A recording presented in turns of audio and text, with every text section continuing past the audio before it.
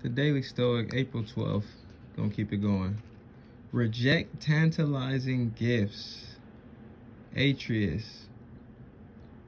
Who will reject the flood of fortune's gifts?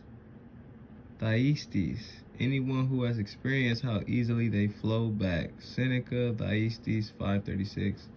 An old book or tale that I haven't read. Thyestes is one of Seneca's darkest and most disturbing plays, or play. There you go. Even 2,000 years later, it remains a classic of the revenge genre. Without spoiling it, the quote above comes from the scene in which Atreus is attempting to lure his hated brother, Thyestes, into a cruel trap by offering him tempting and generous gifts. At first, Thyestes declines, to the complete bafflement of his enemy. We are typically surprised when someone turns down an expensive gift or a position of honor or success. General William T. Sherman emphatically rejected offers to run for President of the United States, saying at one point, "I will not accept if nominated and will not serve if elected."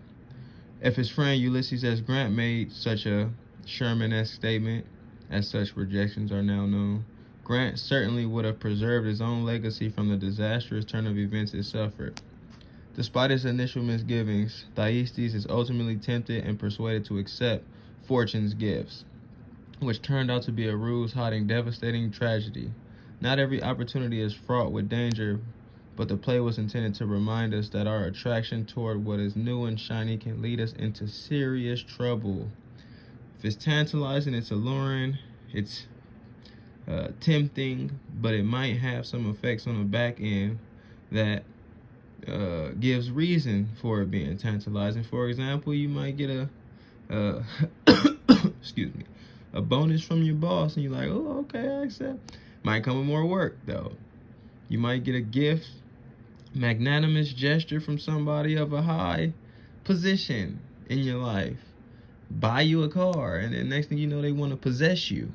Now I own you because I bought you a car. So rejecting tantalizing gifts, I think, is just aiming towards that. Like, be careful when somebody's offering you something, because there's always something on the back end to that. I won't say always, but more than likely, if it's that tantalizing and that alluring. Bye, April 12th.